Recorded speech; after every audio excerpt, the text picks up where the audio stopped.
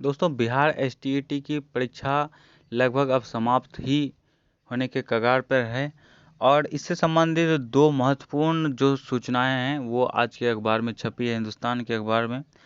पहला ये है कि एसटीईटी में शामिल नहीं करने पर मांगा जवाब, ये कॉमर्स के छात्रों का मामला है। और आगे है कि बोर्ड जो है तैयार करेगा मानक, फिर तैयार होगा एसटीईटी रिजल्ट। और दो महत्वपूर्ण जो हैं अपडेट्स एसटीईटी के रिजल्ट के रिगार्डिंग। और पहला है कि कॉमर्स छात्रों को जो एसटीईटी में शामिल नहीं किया गया उसके संबंध में। तो दोनों को न्यूज़ को आप लोगों को बारी से बताते हैं।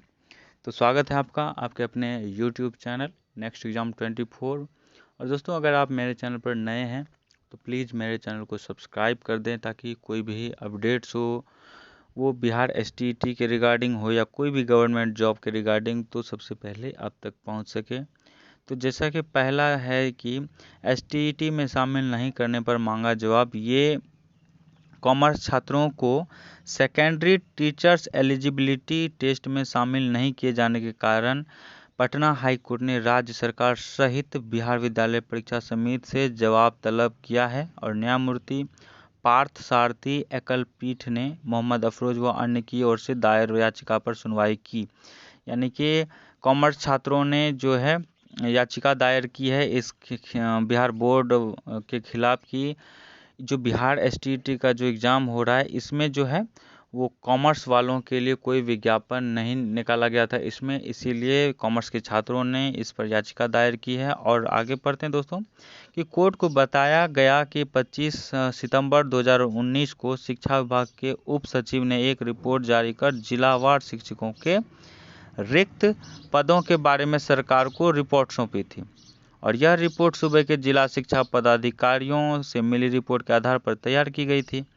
इस रिपोर्ट में करीब 1000 से अधिक उच्चतर माध्यमिक स्कूलों में कॉमर्स शिक्षकों के पद रिक्त रहने की जानकारी दी गई। यानी कि 1000 की संख्या में जो हैं अभी पद रिक्त हैं कॉमर्स के श्रेणी में।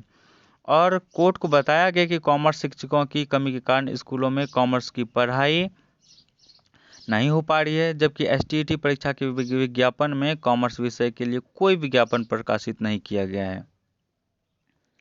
तो ये कॉमर्स यानी अर्थशास्त्र छात्रों के लिए बहुत ही ये दुखद बात है दोस्तों। उसके बाद आगे है कि इस परीक्षा में उत्तीर्ण होने वाले उम्मीदवार जो भी होंगे मेरिट के अनुसार स्वीकृत पदों पर नियुक्त होंगे। और कॉमर्स के लिए विज्ञापन प्रकाशित नहीं की गई है, इसलिए इस परीक्षा से कॉमर्स के लिए अभ्यर्थियों की नियुक्ति होना संभव नहीं है।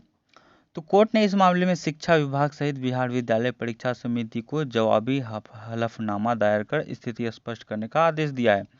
और मामले पर अगली सुनवाई 4 सप्ताह बाद होगी, यानी कि लगभग 1 महीने बाद इस पर फिर से जो सुनवाई होगी तब डिसीजन क्या होता है, क्यों आखिर सरकार ने जो अर्थशास्त्र के क्षेत्र में इकोनॉमिक्स के छात्र में संकाय में क्यों नहीं शिक्षकों की बहाली की है। तो इसमें जो स्पष्ट जो है सुनवाई वो 4 सप्ताह के बाद हो जाएगी। और उसके बाद देखते हैं दोस्तों क्या डिसीजन होता है। और पहले जो एसटीईटी का ये हो गया उसका तो पहले ठीक से ले तो उसके बाद ये होता रहेगा। आगे देखते हैं कि बोर्ड तैयार करेगा मानक, फिर तैयार होगा एसटीईटी रिजल्ट। अब रिजल्ट के बारे में क्या कहा गया है कि माध्यमिक शिक्षक पात्रता परीक्षा एसटीईटी 2019 के पुनर्परीक्षा के सभी पालियों के लिए रिजल्ट तैयार करने में एक ही मानक इस्तेमाल किया जाएगा। और बिहार बोर्ड की माने तो सभी पालियों में रिजल्ट को एक ही विधि से तैयार की जाएगी। यानी कि जितने भी शिफ्ट में एग्ज़ाम हुए हैं सबको एक ही तरह से ट्रीट करके सबको एक ही विधि से रिजल्ट दिया जाएगा। और ज्ञात है कि कोरोना के कारण एसटीईटी की पुनर्परीक्षा ऑनलाइन ली गई है। सोशल डिस्टेंसिंग के कारण प्रथम और दूसरे पेपर की परीक्षा कई पालियों में ली जा रही है और हर पाली में प्रश्न पत्र अलग अलग हैं। और ऐसे में किसी भी पाली में प्रश्न पत्र आसान तो किसी में कठिन सवाल आ गए हैं। इसको लेकर बोर्ड ने परीक्षार्थियों को आश्वासन दिया है कि वैसे विषय जिनकी परीक्षा एक से अधिक पालियों और तिथियों में ली जा रही है वैसे विषयों का परीक्षाफल तैयार करने से पहले मानक की विधि अपनाई जाएगी। ज्ञात हो एसटीईटी 2019 अभी चल रही है, परीक्षा 21 सितंबर तक चलेगी। एंड दोस्तों की मानक विधि का मतलब आप लोग समझ ही रहे हैं कि नॉर्मलाइजेशन की प्रक्रिया अपनाई जाएगी ताकि जो है जिनके भी आसान शिफ्ट थे और जिनके कठिन शिफ्ट थे दोनों को जो है एक सामान्य तौर पर आंका जाए और उसी नॉर्मलाइजेशन की विधि से अपनाकर आप लोगों का रिजल्ट दिया जाएगा दोस्तों। तो आप लोग कहाँ तक नॉर्मलाइजेशन की प्रक्रिया से सहमत हैं, प्लीज़ कमेंट करके ज़रूर बताएं कि ये प्रक्रिया सही है देने के लिए रिजल्ट या नहीं। तो आप लोगों की राय अपने कमेंट बॉक्स में ज़रूर दें। तो मिलते हैं दोस्तों अगले वीडियो में, तब तक के लिए धन्यवाद। अगर आपके एग्ज़ाम हो आगे तो आपके एग्ज़ाम के लिए आपको ऑल द बेस्ट।